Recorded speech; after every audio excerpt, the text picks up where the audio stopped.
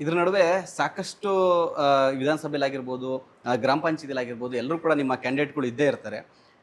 ಗ್ರಾಮ ಪಂಚಾಯತಿಲಿ ಒಬ್ಬರು ನಿಮ್ಮ ಪಕ್ಷದ ಕಾರ್ಯಕರ್ತರು ಕೂಡ ಗೆದ್ದಿ ಉತ್ತಮ ಒಂದು ಕೆಲಸವನ್ನ ಮಾಡ್ತಾ ಇದ್ದಾರೆ, ಅಭಿವೃದ್ಧಿ ಕೆಲಸ ಮಾಡ್ತಾ ಇದ್ದಾರೆ ಅಂತ ಸಾಕಷ್ಟು ನ್ಯೂಸ್ ಆಗಿರ್ಬೋದು, ನಾವು ವಿಡಿಯೋ ನೋಡ್ತಾ ಇರ್ತೀವಿ. ಸೊ ಅವ್ರ ಬಗ್ಗೆ ಏನು ಹೇಳೋದು? ಇಲ್ಲ, ಖಂಡಿತ. ಒಬ್ರು ಚಂದನ್ ಅಂತ ಒಬ್ರು ಆಗಿದ್ದಾರೆ, ಇನ್ನೊಬ್ರು ನವೀನ್ ಅಂತ ಆಗಿದ್ದಾರೆ. ಅವರೆಲ್ಲ ಕೆಲಸಗಳನ್ನು ಎಲ್ಲ ಕಡೆನೂ ಶೇರ್ ಮಾಡ್ತಾ ಇರ್ತಾರೆ, ಈ ಥರ ಮಾಡಿದ್ದೀವಿ, ಈ ಥರ ಮಾಡಿದ್ದೀವಿ ಅಂತ. ಅವ್ರ ಪ್ರಯತ್ನ ಅವ್ರು ಪಡ್ತಾ ಇದ್ದಾರೆ. ಓಕೆ.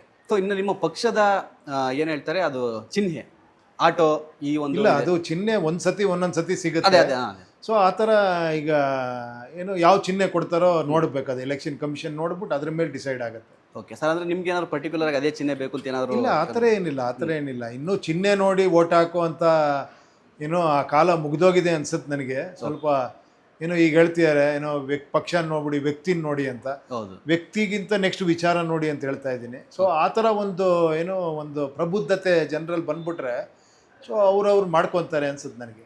ಓಕೆ ಸರ್, ಇನ್ನು ನಮ್ಮ ಇಂಡಿಯಾದಲ್ಲಿ, ದೇಶದಲ್ಲಿ ಎಲ್ಲೇ ಚುನಾವಣೆ ಆದರೂ ಕೂಡ ಕೆಲವು ಬದಲಾವಣೆ ಇದ್ದೇ ಇದೆ. ಈ ಚುನಾವಣೆ ನಾವು ಪಂಚರಾಜ್ಯ ಚುನಾವಣೆಯಲ್ಲೂ ಅಷ್ಟೇ, ಪಶ್ಚಿಮ ಬಂಗಾಳದಲ್ಲೂ ಬದಲಾವಣೆ, ತಮಿಳುನಾಡಲ್ಲೂ ಬದಲಾವಣೆ, ಕೇರಳದಲ್ಲೂ ಅಷ್ಟೇ. ಯಾರೂ ಕೂಡ ಹಳೆ CMಗಳಾಗಿರ್ಬೋದು, ಅವ್ರ ಪಕ್ಷ ಆಗಿರ್ಬೋದು, ಅಧಿಕಾರಕ್ಕೆ ಬಂದಿಲ್ಲ. ಸೊ ಕರ್ನಾಟಕದಲ್ಲೂ ಕೂಡ ಬದಲಾವಣೆಗೆ ಒಳ್ಳೆ ಟೈಮು 2028. ಉಪೇಂದ್ರ ಅವರು ಇನ್ನೂ ಸ್ವಲ್ಪ ಎಫರ್ಟ್ ಹಾಕಬೇಕು. ಅಂದ್ರೆ ಕಾರ್ಯಕರ್ತರು ಎಲ್ಲರೂ ಕೂಡ, ಪ್ರಜಾಕೀಯದ ಕಾರ್ಯಕರ್ತರು ಎಲ್ಲರೂ ಕೂಡ ಜೊತೆಲೆ, ಕಾರ್ಯಕರ್ತರೇ ವೋಟರ್ಸ್ ಇಲ್ಲಿ. ಓಕೆ. ಸೊ ಎಲ್ಲರೂ ಪ್ರಯತ್ನ ಖಂಡಿತ ಎಲ್ಲರೂ ಪ್ರಯತ್ನ ಪಡಬೇಕು. ಓಕೆ, ಅಂದ್ರೆ ಅದೇ ಸರ್, 2028ಕ್ಕೆ ನಿಮ್ದು ವಿಧಾನಸಭೆ ಚುನಾವಣೆಗೆ ಯಾವ ತರ ಪ್ಲಾನ್ ಇರುತ್ತೆ ಅಂತ? ಇಲ್ಲ, ಪ್ಲಾನ್ ಇಲ್ಲ. ನಾನು ಇದು ವಿಚಾರ ಹೇಳ್ಕೊಂಡು ಹೋಗ್ತೀನಿ, ಎಷ್ಟು ಸಾಧ್ಯವೋ ಅಷ್ಟು ಇದನ್ನ ಪ್ರಚಾರ ಮಾಡ್ತಾ ಹೋಗ್ತೀನಿ. ಜನಗಳು ಮಾಡ್ಬೇಕು ಇದನ್ನ. ಓಕೆ. ನಿಜವಾಗ್ಲೂ ಬೇಕು ಅನ್ಸಿದ್ರೆ ಮಾಡ್ತಾರೆ. ಇಲ್ಲಪ್ಪ ಇದೇನೋ ನಮ್ಗೆ ಅರ್ಥ ಆಗ್ತಿಲ್ಲ, ಇದೇನೋ ಬೇರೆ ಇದೇ ಕರೆಕ್ಟು ಅಂದರೆ ಅದಕ್ಕೆ ಹೋಗ್ತಾರೆ.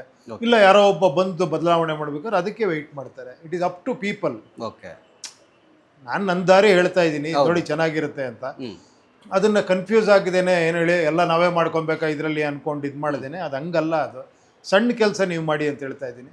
ಸೊ ನೋಡೋಣ ಹಿಂಗಾಗುತ್ತೆ ಅಂತ. ಓಕೆ, ಅಂದ್ರೆ ಸರ್ ಕೆಲವು ಟೈಮ್ ನಮಗೂ ಅನ್ಸಿರುತ್ತೆ, ಬಟ್ ಅದನ್ನ ಗಾಢವಾಗಿ ಯೋಚನೆ ಮಾಡಿದಾಗ ಉಪೇಂದ್ರ ಸರ್ ಹೇಳ್ತಾ ಇರೋದು ಕರೆಕ್ಟ್ ಅನ್ಸುತ್ತೆ. ಅಂದ್ರೆ ಕೆಲವರಿಗೆ, ಜನಗಳಿಗೆ ಅರ್ಥ ಆಗ್ತಾ ಇರಲ್ಲ ಕೆಲವರಿಗೆ. ಅಂದ್ರೆ ಏನೋ ಟ್ವಿಸ್ಟ್ ಇದೆ, ಏನೋ ಟರ್ನ್ ಇದೆ, ಕೆಲವ್ರಿಗೆ ಅರ್ಥವಾಗದಿರೋರ್ಗೆ ಅರ್ಥ ಮಾಡಿಸ್ಬೇಕು. ಆ ಒಂದು ಸಕ್ರಿಯವಾಗಿ ಏನೋ ಪ್ರಜಾಕೀಯ ಫಾಲೋ ಮಾಡೋವಂಥವ್ರು ಮಾಡ್ಬೇಕು ಇದನ್ನ. ಓಕೆ. ಏನು ಹೇಳಿ, ನಾನು ಪ್ರಜಾಕೀಯ ಅನ್ಬಿಟ್ಟು ಸುಮ್ಮನೆ ಕೂತ್ಕೊಂಡ್ರು ಆಗಲ್ಲ. ಹೌದು, ಅವ್ರೊಂದು 4 ಜನ ಕೇಳಬೇಕು. ಯಾರಿಗೆ ಅರ್ಥ ಆಗಿಲ್ಲ ಅವ್ರಿಗೆ ಮೆಸೇಜ್ ಮಾಡಬೇಕು. ಕಮೆಂಟ್ಗಳಾಗ್ದವ್ರಿಗೆ ನೀವು ಆನ್ಸರ್ ಮಾಡಬೇಕು. ಆ ಜವಾಬ್ದಾರಿ ತಗೊಳ್ಳಿಲ್ಲ ಅಂದರೆ ಏನೂ ಮಾಡೋಕ್ಕಾಗಲ್ಲ. ಕರೆಕ್ಟ್.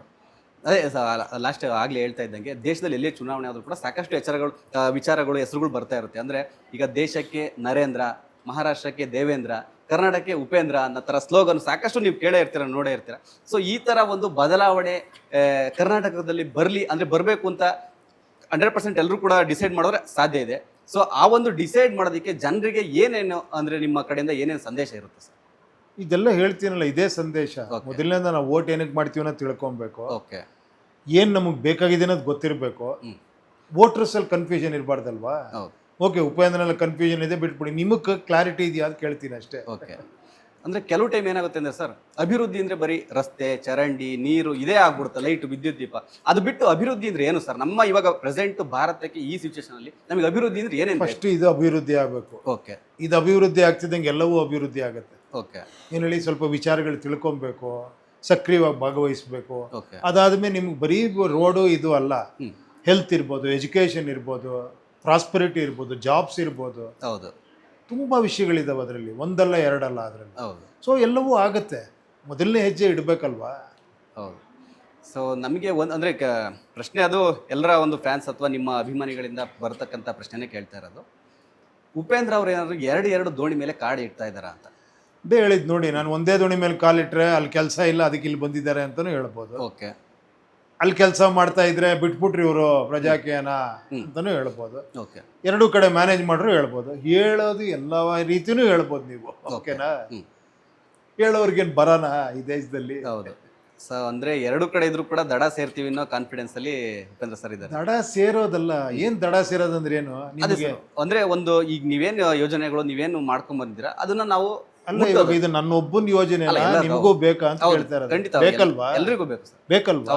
ಅವಾಗ ಎಲ್ರು ಸ್ವಲ್ಪ ಕೆಲಸ ಮಾಡ್ಬೇಕಲ್ವಾ? ಹೌದು. ಮಾಡ್ಬೇಕಾ ಬೇಡವಾ? ಖಂಡಿತ ಮಾಡ್ಬೇಕಾಗುತ್ತೆ.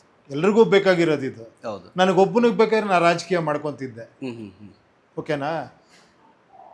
ನಿಮ್ಮ ಹತ್ರ ಇಷ್ಟು ಮಾತಾಡ್ತಾನೆ ಇರಲಿಲ್ಲ.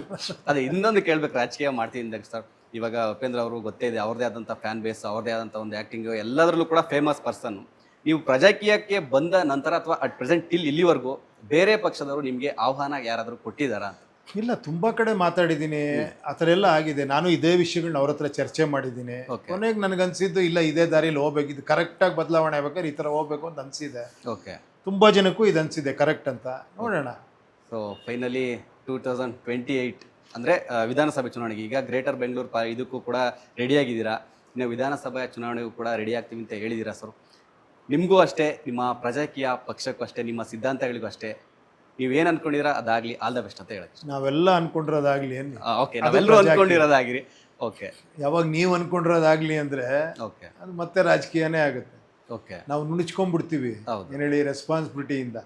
ಅದು ನುಣುಚ್ಕೊಬಾರ್ದು. ಓಕೆ. ಪ್ರತಿಯೊಬ್ಬರು ಒಂದು ಸಣ್ಣ ರೆಸ್ಪಾನ್ಸಿಬಿಲಿಟಿ ತಗೊಬೇಕು.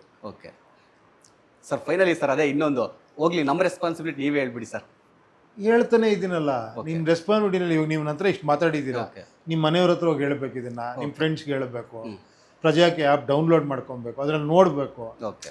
ನಿಮ್ಗೆ ಇಷ್ಟವಿದ್ರೆ ಭಾಗವಹಿಸಬೇಕು, ಇಲ್ಲ ವೋಟರ್ ಆಗಿ ನಿಂತ್ಕೊಂಡು ನೀವು ಸೆಲೆಕ್ಟ್ ಮಾಡಬೇಕು. ಓಕೆ. ಸಣ್ಣ ವಿಷಯಗಳಿದೆಲ್ಲ 5-10 ನಿಮಿಷದ ಕೆಲಸ, ಹೌದು. ದಿನ ಮಾಡೋವಂಥದ್ದು ಅಲ್ಲ.